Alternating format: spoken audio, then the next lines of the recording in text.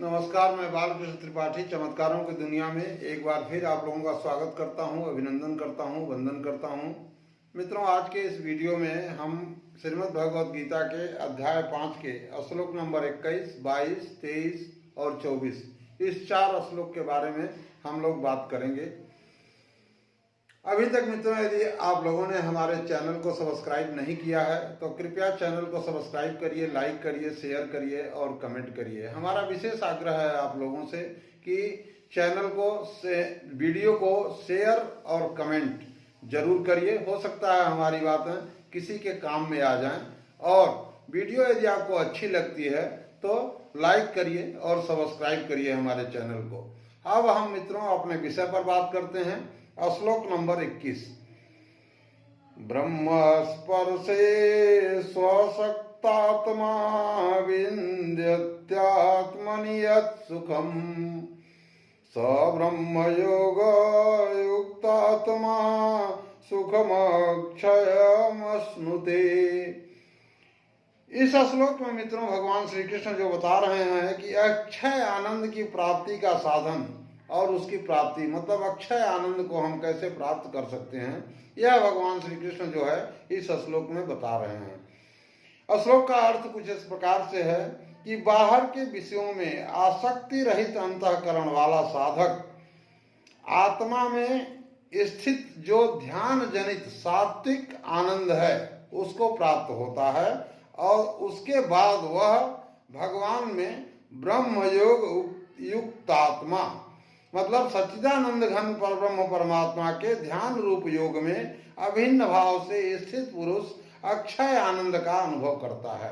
तो अक्षय आनंद कैसे प्राप्त होगा, यहाँ पर हम लोगों को मित्रों एक बहुत अच्छी बात जो है सीखना चाहिए कि भगवान खुद बता रहे हैं कि हमें मनुष्य जीवन में अक्षय आनंद, ऐसा आनंद जो क्षीण नहीं होने वाला है, हमेशा बना रहने वाला है, ऐसा आनंद जो है वह कैसे प्राप्त होगा। तो यहाँ पर एक बार हम लोग फिर पुनरावृत्ति करते हैं कि कैसे प्राप्त होगा। तो बाहर के विषयों में आसक्ति रहित, यानी बाहर के जो विषय हैं वह उसमें कोई आसक्ति नहीं होना चाहिए, और ऐसा अंतःकरण वाला साधक आत्मा में स्थित। साधक का मतलब मित्रों यहाँ हम लोग समझ लेते हैं, साधक मतलब नित्य प्रति प्रयास करने वाला, अपनी आध्यात्मिक या भौतिक उन्नति के लिए जो नित्य प्रयास कर रहा है, रोज थोड़ा थोड़ा प्रयास कर रहा है, ऐसे व्यक्ति को हम साधक कहते हैं। अपने लक्ष्य तक जाने के लिए पर डे जो कुछ भी हम कर रहे हैं वह मतलब साधना की श्रेणी में आता है। तो ऐसा ध्यान जनित सात्विक आनंद है उसको प्राप्त होता है। तो ध्यान में जो सात्विक आनंद प्राप्त होता है उसको प्राप्त होता है, और वह हमेशा अक्षय आनंद का अनुभव करता है। आगे भगवान बता रहे हैं, विषय भोगों की निंदा बता रहे हैं श्लोक नंबर 22 में। ये ही संस्पर्शजा भोगा दुख योनयेव तयेते आद्यन्तवन्तः कौन्तेय न ते सुरमते बुधा। श्लोक नंबर 22 में भगवान बता रहे हैं कि जो ये इंद्रिय तथा विषयों के संयोग से उत्पन्न होने वाले भोग हैं, वे यद्यपि विषयी पुरुषों को सुख रूप, विषयी पुरुषों को क्या लगता है, सुख रूप में लगता है, दुख के, लेकिन ये वास्तव में निसंदेह बिना किसी डाउट के दुख के ही हेतु हैं। ये अर्थात अनित्य हैं, मतलब हमेशा तो रहने वाले हैं नहीं। इंद्रिय सुख कुछ टाइम पीरियड के लिए आपको मिलेगा, लेकिन जो व्यक्ति विषयों में आसक्ति रहित है, जिसको विषयों में कोई आसक्ति ही नहीं है, उसको क्या मिलेगा, परमानंद मिलेगा, उसे अक्षय आनंद मिलेगा। और विषयों से जिसको मिलेगा उसको क्षणिक सुख मिलेगा, और बाद में वो सुख जो है वो दुख को देने वाला होगा। इसलिए हे अर्जुन, बुद्धिमान विवेकी पुरुष जो हैं वह उनमें नहीं रमते हैं, यानी विषयों के सुख में जो है, विषयों के आनंद में नहीं रमते हैं, क्योंकि वह बहुत ही क्षणिक होता है।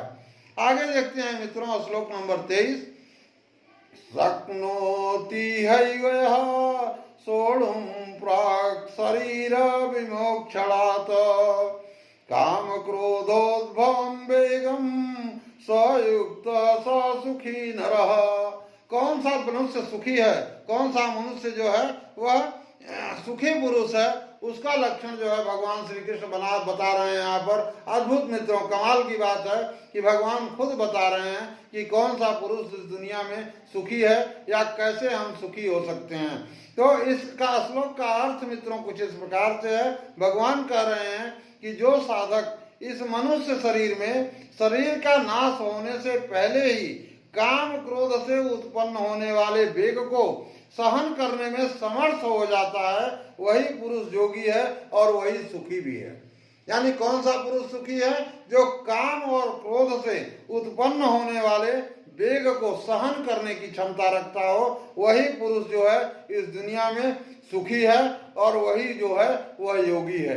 तो इस श्लोक से मित्रों हम लोग यहाँ पर यह सीख ले सकते हैं कि हमें कैसे सुखी होना है और कैसे योगी बनना है। यानी विषयों की बारे में भगवान यह बता रहे हैं कि हमें विषयासक्त नहीं रहना है, हमें विषयों से जो है वह दूर रहना है।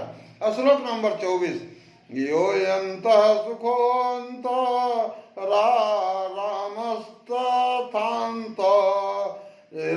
ज्योतिरेव यः स योगी ब्रह्म निर्वाणम ब्रह्मभूतो अधिगच्छति। श्लोक नंबर 24 का अर्थ मित्रों कुछ इस प्रकार से है।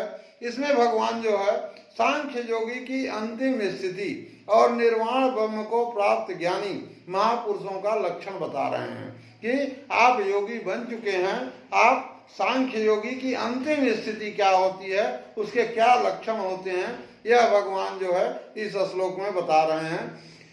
उनका कहना है कि जो पुरुष निश्चय करके अंतरात्मा में ही सुख वाला है, यानी सुख के लिए उसे कहीं दूर जाने की जरूरत नहीं है, किसी बाहर से की चीज को खोजने की जरूरत उसे नहीं पड़ रही है, अपने आप में ही अंतरात्मा में ही वह सुखी है और आत्मा में ही रमण करने वाला है और आत्मा में ही उसका जो दिमाग है वह आत्मा में ही सुखी है और आत्मा में ही रमण कर रहा है। ऐसे जो आत्मा में ही ज्ञान वाला है वह सच्चिदानंद घन पर ब्रह्म परमात्मा के साथ एक ही भाव को प्राप्त सांख्य योगी शांत ब्रह्म को प्राप्त होता है। ऐसा पुरुष जो है वह ब्रह्म को प्राप्त होता है, ऐसा भगवान जो है वह बता रहे हैं, यानी सांख्य योगी के लक्षण बता रहे हैं। यहाँ पर मित्रों हम लोगों को सीखना क्या है?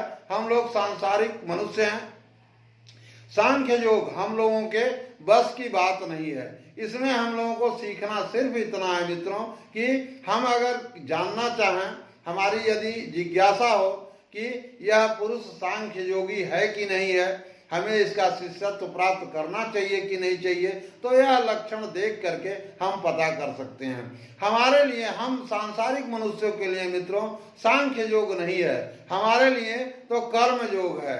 क्यों? अगर हम समत्व भाव में अपने सभी सांसारिक कर्मों को निर्धारण करते रहें, उनको बरतते रहें जो है, तो कर्म योगी भी सांख्य योगी से कम नहीं है मित्रों। ऐसा भगवान श्री कृष्ण स्वयं इस श्रीमद् भगवद गीता में बता रहे हैं कि दोनों का फल एक ही होता है। तो हम सांसारिक मनुष्यों को मित्रों सांख्य योग हमारे बस की चीज नहीं है, हमें कर्म योग करना है और कर्म योग में भी कुछ नहीं करना है। जो कुछ भी आप कर रहे हैं वह करते रहिए, लेकिन समत्व भाव में स्थित होकर के करिए और बिना किसी आसक्ति के करिए। कर्मफल में कोई आसक्ति न हो।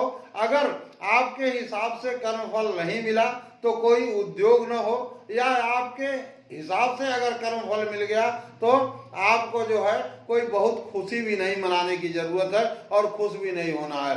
सिर्फ ऐसी मानसिक स्थिति को मित्रों यदि हम प्राप्त कर सकें तो हम कर्म योगी बन सकेंगे, और कर्म योगी जो है वह सांख्य योगी से कम नहीं होता है। भगवान खुद कह रहे हैं कि दोनों का जो फल है वह एक ही होता है मित्रों। हम यहीं पर अपने इस वीडियो को मित्रों परिपूर्ण कर रहे हैं। आशा है वीडियो आप लोगों को अच्छी लगी होगी। तब तक आप लोग अपना ख्याल रखिए मित्रों। हम मिलते हैं अपनी अगली वीडियोज में। आप लोगों को बहुत बहुत धन्यवाद।